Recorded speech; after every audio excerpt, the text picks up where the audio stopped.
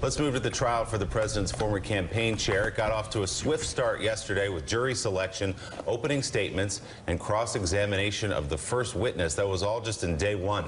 Join us from outside the federal courthouse in Alexandria, Virginia, NBC News intelligence and national security reporter Ken Delaney. And Ken, you were inside the courtroom yesterday. What'd you learn? Good morning, Willie. Well, I learned that the prosecution painted an astonishing portrait of greed and deceit. They allege that Paul Manafort sort of committed this massive fraud. We've seen this in documents, but it's another thing altogether to see a member of Robert Mueller's team articulate this before the jury. They essentially say that Manafort was paid some $60 million by this Russian-backed Ukrainian politician, but that wasn't enough for him. He had to stash some of it, some $15 million, in foreign bank accounts to avoid U.S. taxes. And then in 2014, when Viktor Yanukovych, his client, was sent packing in exile to Russia, Manafort needed cash, so he began, prosecutors say, committing bank fraud, overstating his income, defrauding banks, ordering false profit and loss statements for his businesses, because what he had were a bunch of valuable properties in New York and the Hamptons and other places. He needed to extract cash to fund his lavish lifestyle, and prosecutors talked about some of the things he bought, including a $15,000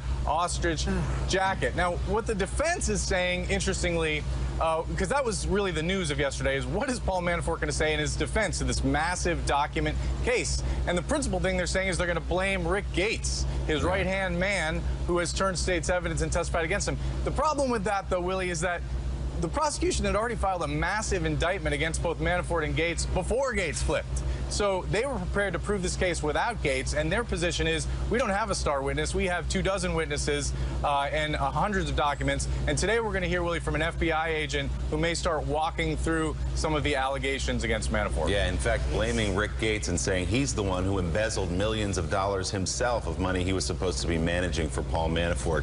NBC's Ken Delaney and outside the courtroom. We'll talk to you again soon on this. Thanks.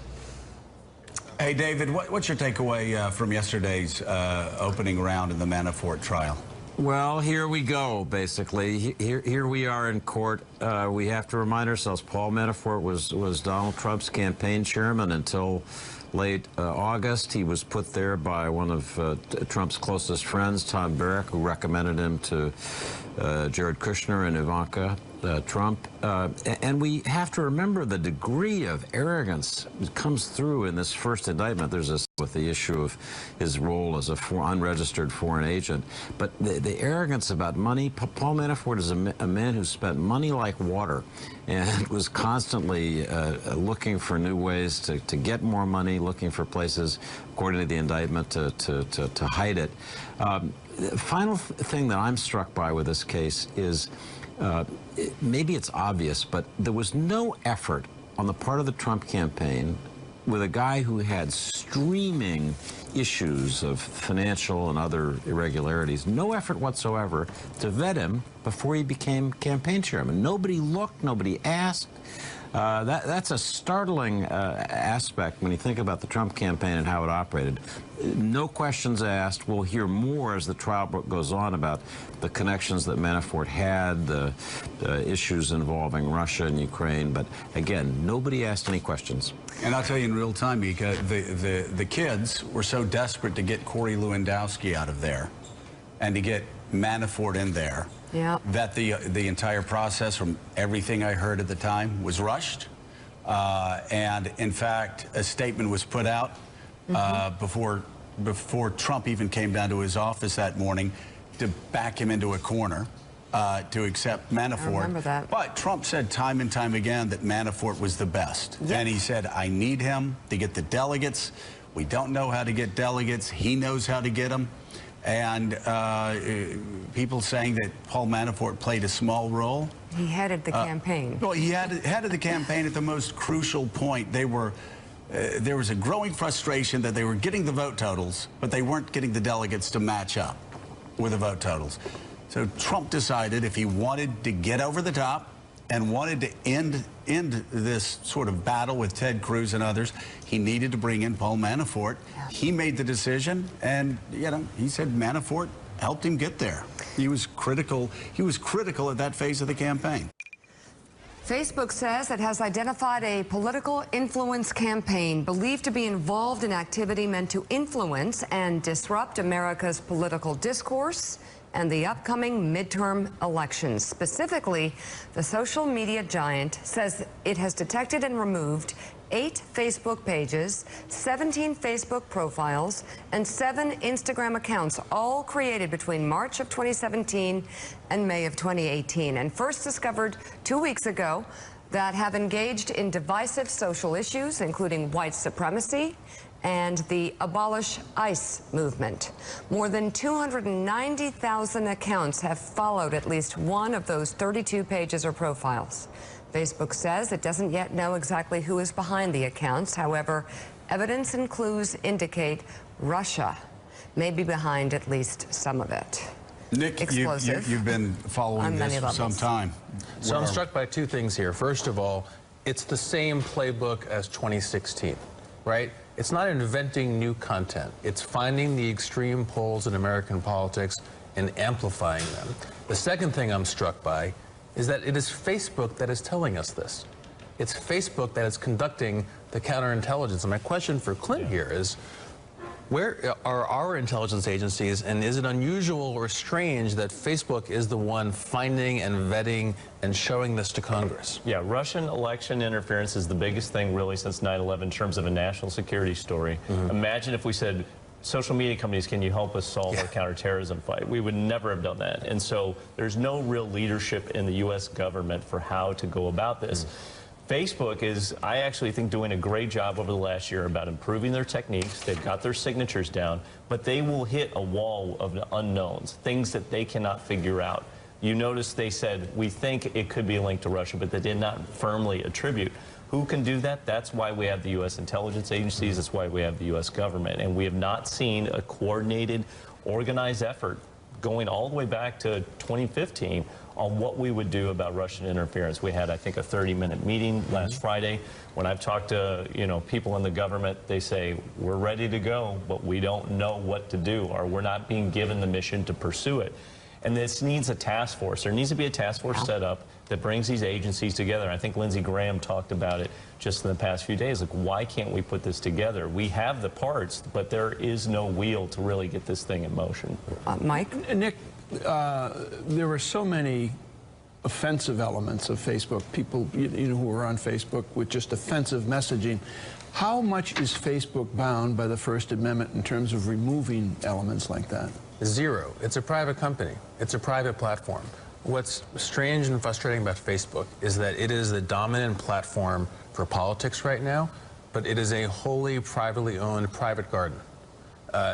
So Facebook can do it at once, but the flip side of that is it can do it at once. And it can decide who gets to be on the platform and who doesn't. And the problem they're having still is they can't decide if they're a platform or a publisher. And what they've done is essentially taken the world's biggest op-ed page and allowed anyone to post on it. Well, don't they call it a space? They call it a space, a platform, a community, a social network. Only when they want. I see the commercials where they're trying to rebrand themselves, and puppies and people get... They don't actually put on the parts of Facebook where they have somebody calling for the assassination, appearing to call for the assassination if that of Robert Mueller, of accusing Robert Mueller of running a child sex ring. I haven't seen that on Facebook's cute 30-second ads of late. I think if they want to be honest with the American people for once, if they're going to put this filth and garbage on their platform, they need to put that in the 30-second commercial, or we'll do it for them. Well, that was my question for Nick. What's the argument? What's the conflict inside Facebook about creating a platform for a person who pushes Sandy Hook conspiracy theories, who forces parents of children who were murdered in their classroom to move 7 times because they're harassed by people who follow his conspiracy theories? What's the debate inside Facebook about that? I think there are 2 problems here, 2 debates. The first is, I think Facebook officials are terrified of the GOP right now. They're worried about being cast under regulation.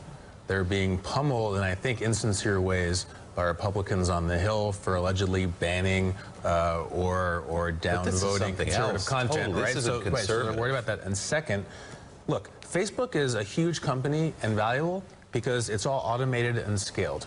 They can't possibly put people in place to look at all the content on Facebook but we're and decide talking if it's about good. a guy who was in the New York Times today, Right. No, who is forcing Alex parents Jones is an of easy Sandy call. Hook to move 7 times after their children were slaughtered the Friday before that they were getting off for Christmas break in 2012. This is not hard.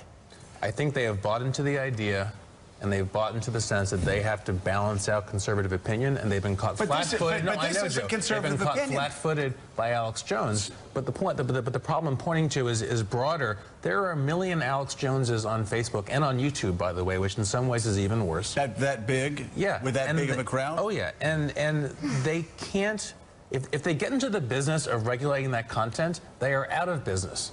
It kills the golden goose, and that is the problem for them. Let's bring in member of the Senate Judiciary Committee, Democrat from Minnesota, Senator Amy Klobuchar, and you're working on legislation on this. Given the conversation we've just been having, what can be done? Well, Mika, back in February, I was on this show and said the same thing, and that is that we need rules of the road in place, and that's the bill that I have with Senator McCain and Senator Warner that's called the Honest Ads Act, and it simply says you guys got to follow the same rules that TV and radio and print does, and that you've got to put the ads out there, and then you've got to put disclaimers so we know who's paying for them. Facebook has voluntarily done that now since the Zuckerberg hearings. He said, okay, we'll follow the rules. And they've also said they'd support our bill.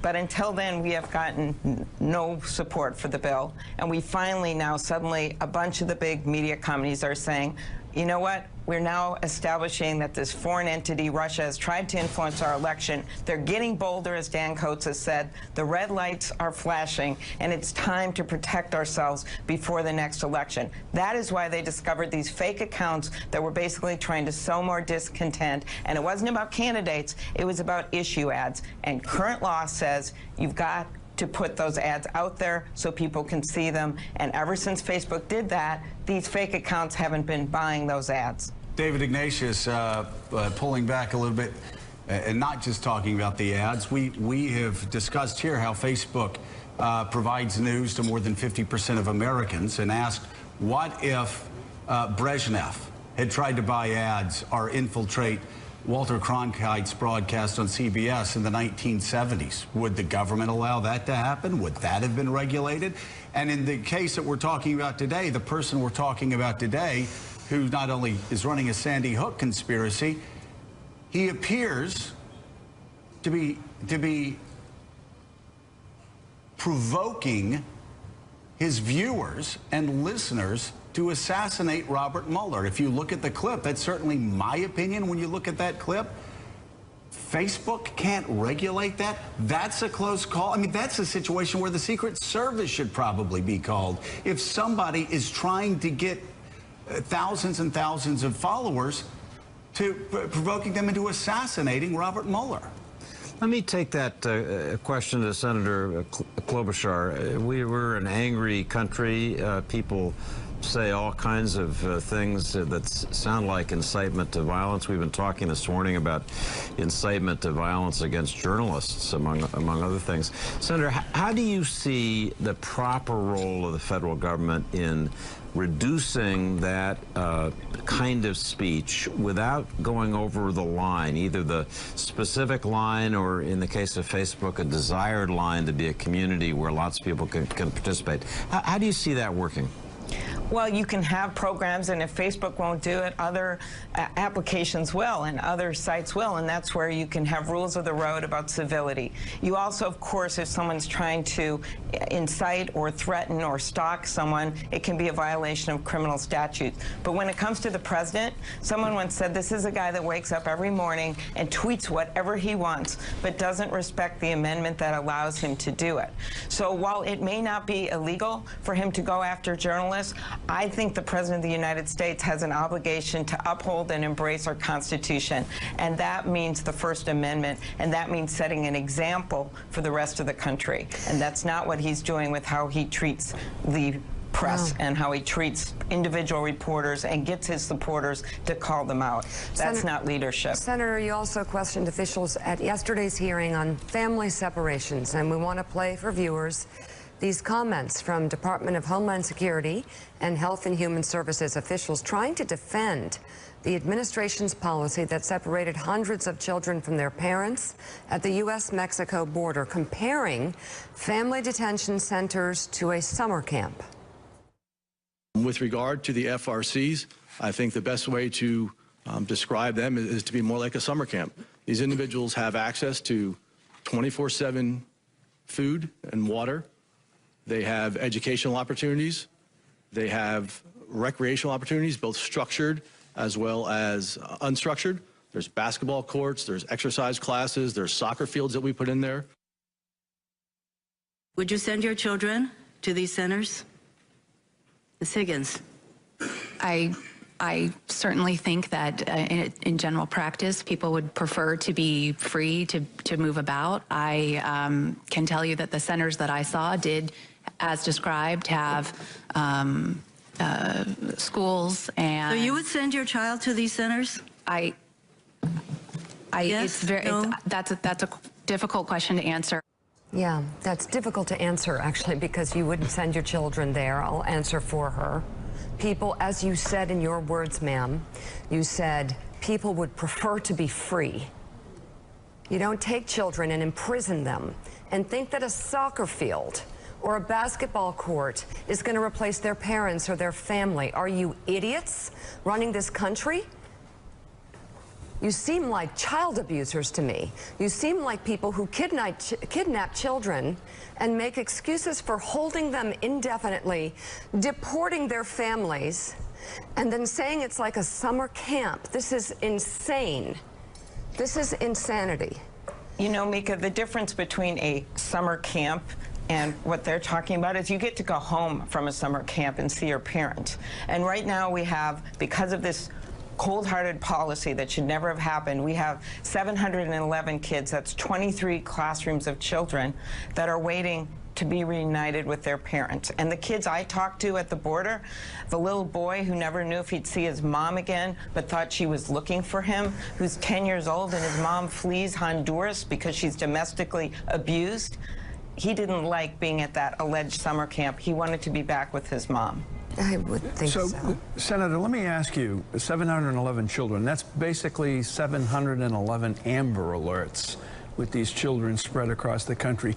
If you called today to the agency involved here, could they tell you today where each of those children are in terms of location? I think they know where the kids are, but they don't know where 433 of the kids' parents are, because many of them have been deported, they're scared, they're going back to countries where there's a lot of violence. And so you have a situation now where over half of those kids, they don't actually know where their parents are. And there's one in Minnesota where they've just found where their parents are. I cannot tell you the destruction of this policy. And in fact, one of the witnesses, Commander White from Health and Human Services, did admit under oath that he had told his superiors about the devastating effect this would have on kids. And that's exactly what all the pediatricians and doctors have said. So, yeah, maybe we'll fix this. Maybe we'll reunite because of pushing this administration, most of these parents with the kids. But we're literally just cleaning up a mess that they made instead of moving forward with comprehensive immigration reform, which our economy needs, which we should be doing for this country, which came through the Senate with a very strong vote, and yet this president keeps stopping it from happening. Senator Amy Klobuchar, thank you very much. David Well, it was great to be on. Yeah, thank you. Please come back, especially to talk about this. David Ignatius and Clint Watts, thank you both as well. And the depravity, the violence, and the callousness of this policy says everything you need to know about this administration. Join us now here in New York, former Democratic Congressman from New York, Steve Israel. He served as chairman of the Democratic Congressional Campaign Committee from 2011 to 2015 as the author of the novel Big guns. Congressman, great to have you with us. We want to get to your piece in just a moment, but I know you're a Mets fan. I was just thumbing through the box scores, and I saw something here. 25-4 they lost last night. The ninth inning was pretty good. A scoreless ninth. Gosh. You're not here to talk about the Mets, so thank God. Let's talk about the piece. It's a theory, interesting one. See what you think for The Hill as to what is behind President Trump, his threat of a government shutdown less than 100 days before the midterm election. Steve writes in part, is Donald Trump a Machiavellian savant who knows that his only path to re-election is to help elect a Democratic congressional majority in 2018? In 2020, he won't be able to cast down-ballot blame on his own party or run against his own congressional majority. This president is in desperate search of a foil, and what better foil than Democrats in control of Congress? Okay, so there was something, the Wall Street Journal floated a similar theory that there may be some strange genius to all this. Do you really believe it? Look, well, the piece was tongue-in-cheek, but look, there is no rational explanation, even from an irrational president, for him to demand a shutdown of the federal government in a midterm election less than 100 days, unless he really wants to help Democrats. And here's the experience in which I base this theory. I chaired the Democratic Congressional Campaign Committee, as you said. October 2013, brutal midterm environment. President Obama had been elected in 2012. We were about halfway through. The generic ballot was flatlined. I was basically cold calling candidates in competitive districts, offering them knife sets if they would agree to run as Democrats. Then what happens? October, Republicans shut down the government over the Affordable Care Act. Within days, I no longer was cold calling candidates. I didn't have enough time to call and to return their calls. The generic ballot preferred Democrats by double digits. 80% of voters disapproved of the shutdown. 53% blamed Republicans, compared to 28% who blamed the president. It shifted the environment. So what Donald Trump is doing right now is he's playing with fire. Republicans don't shut down the government in an election year because they know it's fire. It could ruin them. They only do it in off years so that they can put out the fire. Donald Trump now says, let's shut it down. Why? Maybe he wants to elect Democrats. Maybe he knows that shutdowns hurt Republicans. And why does he want to elect Democrats? He cannot afford to run in 2020 against Republicans. They're on the ballot with him. He needs a foil. What better foil than House Democrats? Michael Steele, you buying it?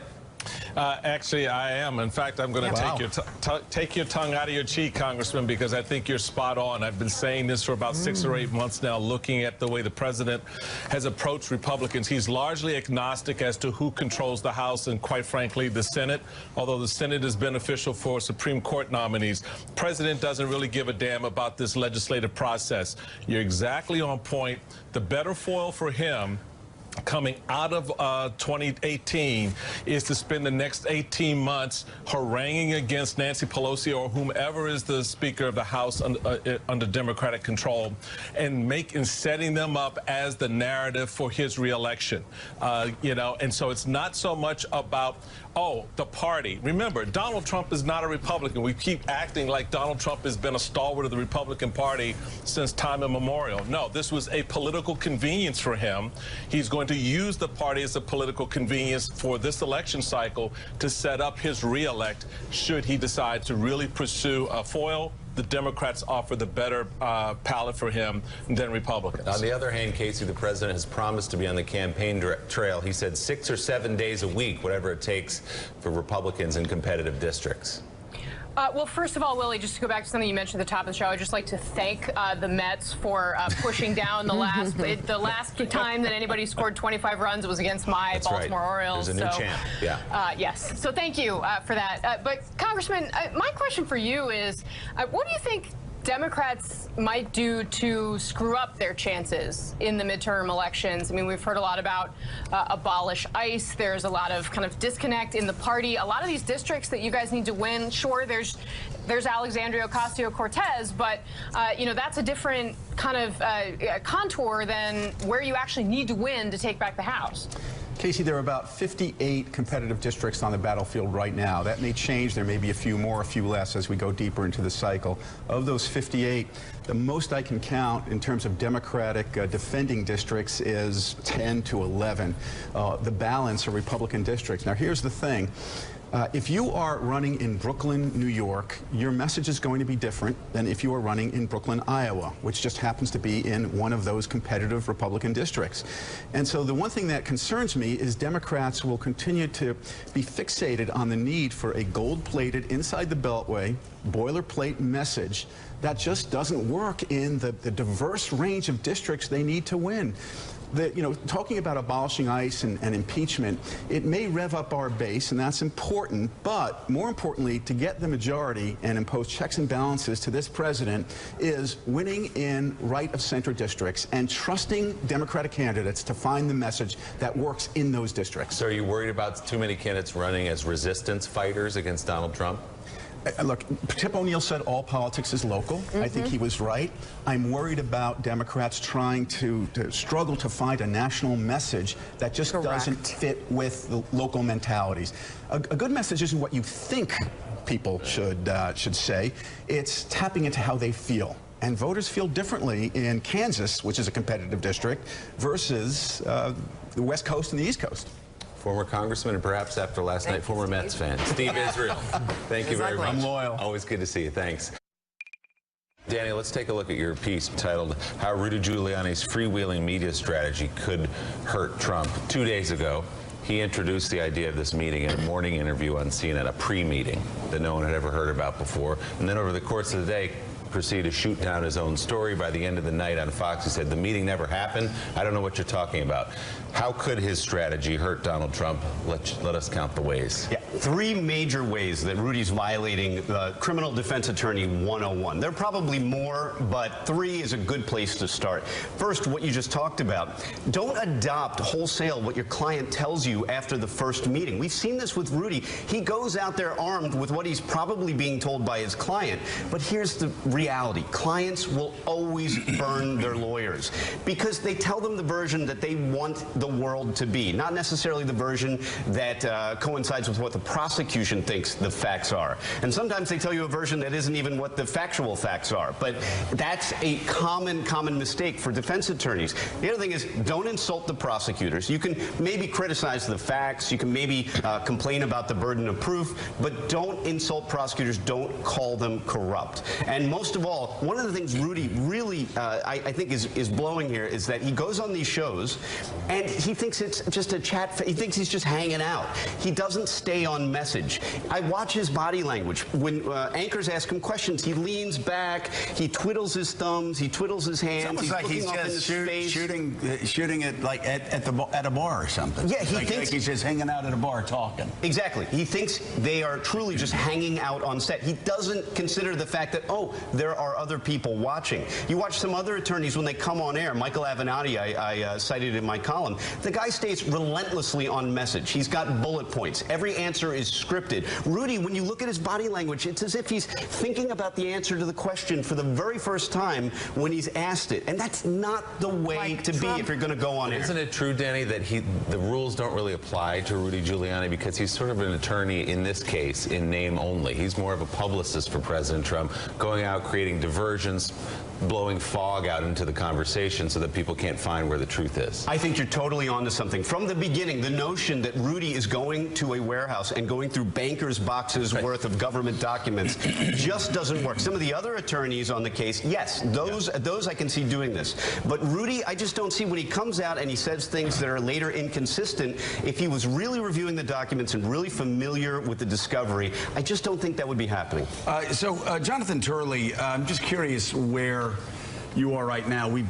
As we've gone through this process, I've just asked you to give us a 30,000 foot snapshot of where you think the Mueller investigation is right now. And I'm just curious, as the Manafort trial starts, after 20 plus Russians have been indicted, after the U.S. government has provided forensic evidence that shows exactly what Vladimir Putin's GRU did, where they did it, when they did it, how they did it, what keystrokes they used, what buildings they were in Russia when they did it. Where are you right now on Mueller's investigation, and what do you see as the bigger risks, if not to Donald Trump, then at least to those associates around him that were talking, if not coordinating, with Russian agents like like Roger Stone people believe Roger Stone may have been coordinating with Guccifer. Well, I think that we have to be honest that a victory in the Manafort trial is not necessarily a big victory for the investigation per se. It is not connected to the campaign. It's a conventional prosecution. Doesn't mean that he's innocent, doesn't mean he shouldn't have been prosecuted, but it doesn't say that much about the investigation. In terms of obstruction and collusion, I don't think the ball has moved materially closer to Trump. I think the greatest dangers remain, as I've said before, on the margins, on the borders, coming from McDougal and Daniels controversies, coming from the risk that Donald Trump Jr. could be in if anyone supports any of these accounts. Those have always, in my view, been the existential threats. And so I think what I'm looking at primarily is not a direct hit on obstruction or collusion, but whether some of these collateral issues are going to move closer. When you say collusion, a conspiracy, right? You're talking about a conspiracy. Right, but what they really need to show for collusion, and maybe Mueller has something like this, would be a quid pro quo, any type of wink, wink, nod, nod agreement with the Russians that, for example, there might be some change on sanctions if they help on the elections. That's the type of evidence that would materially change this situation. And right now, your biggest concerns, if you were in the Trump orbit, would be with Don Jr., would you put Roger Stone in that group? Who else would you put in the group of who you would think might be in greatest legal strategy, danger? I think there's two dangers. One is that these collateral investigations could come very close to the White House. I think they've moved closer. But the other great danger is Trump's response to something like an investigation or indictment of his son. That creates a great unpredictability for the Trump team as to how he might respond. He could very well respond as a parent instead of a president. He could issue a bunch of firings and pardons. So this thing could really change and turn on a dime. And I think everyone is watching that closely. But I think that where I would be looking as a criminal defense attorney is on the edges. Wow.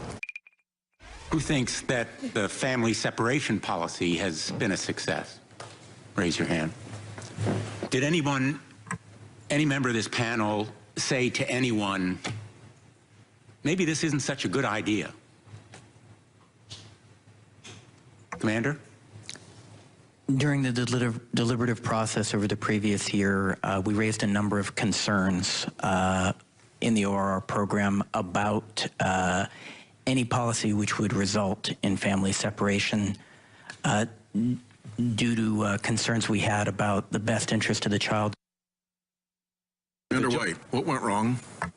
Senator, what wrong is that children were separated from their parents and referred as unaccompanied alien children when in fact they were accompanied. Wow. Senator Sheldon Whitehouse says that last response was the only honest answer he got from the 5 U.S. officials testifying before the Judiciary Committee on Family Reunification. And Senator Whitehouse joins us now. You know, the fact that the administration appears to have been warned repeatedly makes this horrific policy even more damning on this White House. Did you get any answers, though, in terms of how the problem can be rectified, how the remaining children whose parents potentially were deported can be reunified with their families? No, there was very little clarity about that in the whole hearing. I think that's going to be up to Judge Sabraw to keep holding these agencies' feet to the fire and try to get them to perform competently in managing this problem. As Senator Blumenthal's questioning showed, they were warned about this. So there was an initial deliberate cruelty in going forward, knowing that this was going to happen. And since then, I think we've seen a cruelty of incompetence since they have not been able to solve this problem, and they've just continued to make it worse. And indeed, we found out in the hearing that none of those agencies was given prior notice of Attorney General Sessions' decision to start the family separation policy. They found out when he announced it. You said the term deliberate cruelty. Would you consider this policy to be child abuse? Set aside the trauma to the parents or family members. Abusive to children?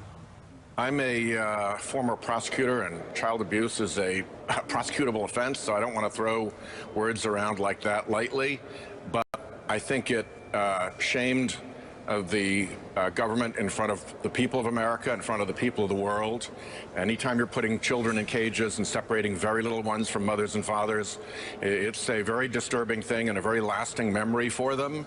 When you have the American Academy of Pediatrics coming out and saying this is the equivalent of child abuse, we ought to take this very, very seriously for the welfare of the kids. So when Commander White warns them that it is not consistent with the best interest of children, that's a pretty stark warning to overlook. Senator, it's Willie Geist. Good to see you this morning. The head of enforcement for ICE sat before you all in that committee and compared these detention centers to summer camps. He talked about the soccer fields and the basketball courts and said, actually, for many of these kids, it's the first time they've seen a dentist, emphasizing the positives. What's your reaction to that? I'm sure that there are some positives in all of this, and I'm sure there are a lot of good-hearted and well-meaning people who are obliged to work in this terrible mess that the Trump policy has created. But that doesn't make the sounds recorded of children crying go away. That doesn't make the allegations of child abuse in these facilities go away. And that certainly doesn't make the image of children in cages go away. So, Senator, yesterday you repeatedly asked the panel in front of you what went wrong, and you failed to get any real answers, substantive answers, honest answers from anyone other than Commander White. We just showed a clip. Is part of the problem, we're told, is that the parents now, many of the parents, there are 711 children, around 711 children, scattered across the United States being held in these facilities, and their parents have disappeared into Central America, where they have been thrown out of this country and transported back to Guatemala, places like that. How do we go about finding people in environments where it's both dangerous and it's hard to locate people, their parents? There are two problems, I think, that explain those really bad answers that I got. One is that I think that this issue is still so politically charged within the Trump White House that it's very, very difficult for these officials to give a straight answer. That they want to stick to the party line at all costs, no matter how foolish they look, because they might get whacked by somebody for stepping out of line. And therefore, you end up with ridiculous answers. And that's really a bad sign when government officials aren't telling the truth because all they want to do is follow the party line. That's not the American way we go about this.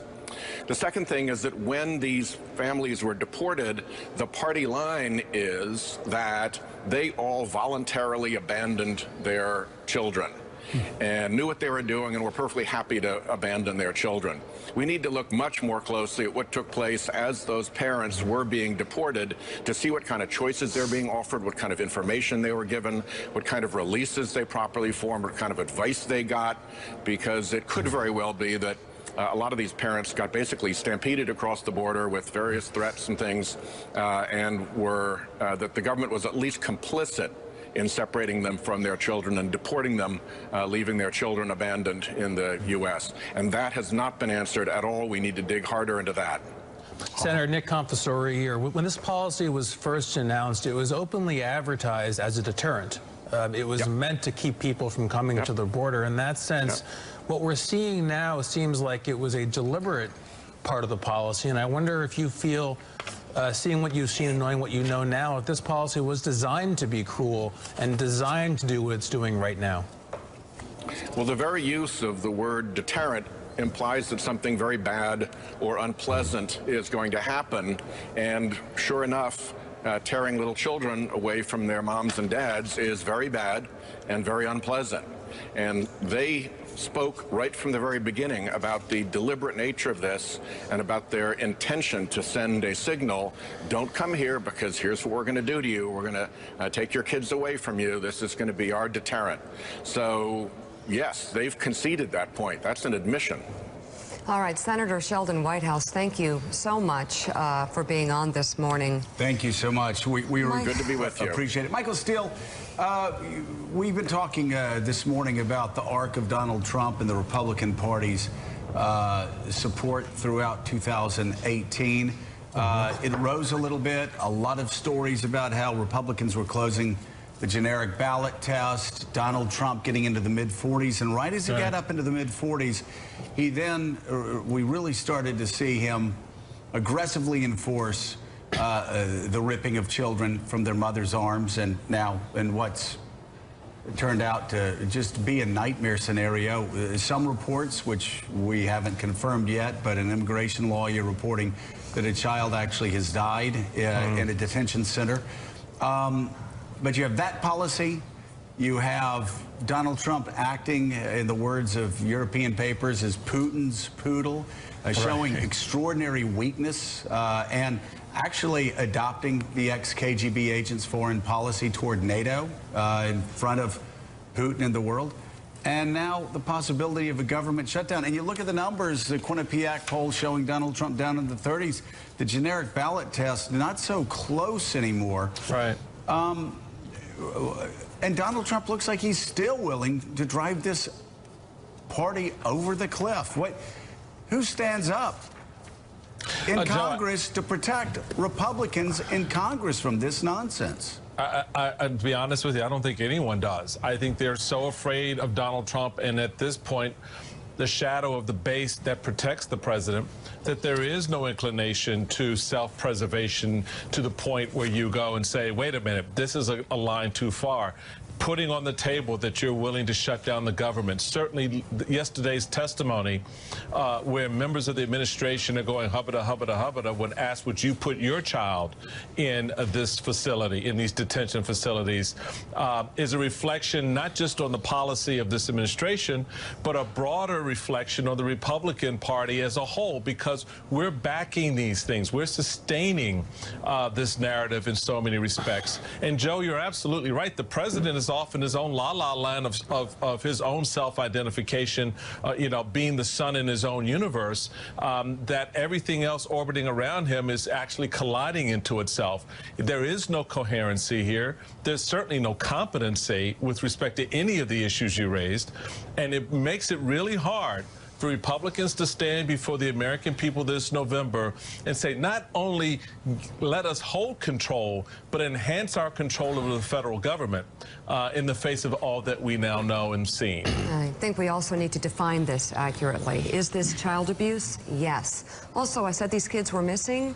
They're actually kidnapped. I mean, someone define it any other way, let me know. They're kidnapped. So we're checking the story about the child who an immigration lawyer said, and I think a news outlet retweeted that child may have died in custody. There is no confirmation of that story yet. So if we get confirmation, we'll let you know. A lot of conflicting reports, though, about how they're being treated in custody. Well, and which is abuse that we're reading about. Which is, of course, the problem is the lack of transparency that you're hearing from immigration lawyers and you're hearing from local news reporters that are following the story. But we hear nothing from the government about... And we can't see the children. Just like yesterday, we heard that these children are, you know, scrubbing toilets with their bare hands and being treated terribly, but we get no information, no transparency from the government. So for the life of me, I can't figure out why Congress can't do more to get that. They fund all of these agencies. They have the checkbook. I would stop all appropriations where it hurts the president, the administration the most, until we get transparency and know the state of these children, who they are, where their parents are, and how their health is. Exactly. And as the president reportedly mulls raising the stakes of his trade war with China, Trump said last night that America's farmers may be in pain over his tariffs, but he says they're telling him they can handle it. For more, let's bring in CNBC's Sarah Eisen. Sarah, what action is the White House weighing today? More escalation in this trade fight. That's the news today. Reuters is reporting that the Trump administration is now looking at putting a 25% tariff on $200 billion worth of Chinese goods that come into this country. That's different than the original plan, which was said to be 10% tariff on those $200 billion. Why is this important? Well, this is a list that covers all sorts of U.S. consumer products that come in from China. Food, baseball gloves, bicycles, furniture. It's an extensive list of products. The report indicates that this proposal could be announced today. It would then go through a public comment period, could be enacted as soon as the end of the month. There have also been reports, guys, that U.S. and Chinese officials have been talking behind the scenes to try to avert a worsening trade war, though it's very unclear what's actually going on there. What is clear, guys, is this is starting to have an impact on U.S. consumers, our companies, and our economy. We're in earnings season. Even Tim Cook of Apple last night warning tariffs could have unintended consequences. Back to you. All right. Thank you so much, Sarah Eisenman. Thank you, Sarah. Let's get closing thoughts. Michael Steele, those tariffs are a tax, conservatives will tell you, on working class Americans. One senator called this Soviet-style economics. Yeah, but it's Soviet-style economics that Republicans have now embraced full-throatedly and justify on behalf of the president. So now you need to eat this crow, because it's going to come home to roost in the community near you, and you're going to have to go and stand in town halls in the second and third quarter of next year to explain why those jobs are lost. Mike, final thoughts. Key phrase about the children is in custody. They are in custody, and have we devolved or evolved to such an extent in this culture of ours? Where's the outrage about this? The president last night said farmers are saying it's okay, we can take these tariffs, we can take the hit we're getting. I haven't heard a farmer say that. In fact, the opposite. Says a guy with a 757 jet. Look, the president's tariff policies can be revoked by Congress. They have a voice and a role to play here if they want to play it. If they hate his trade policies so much, they can do something about it. And Mika, for every day that we see people cowering in the corner, scared of this president, we see somebody stand up like the commander yesterday who told the truth in front of the Senate committee and in front of America. And as long as we have one person telling the truth every day, getting that news out, we have a chance. That does it for us this morning. Stephanie Ruhle picks up the coverage right now.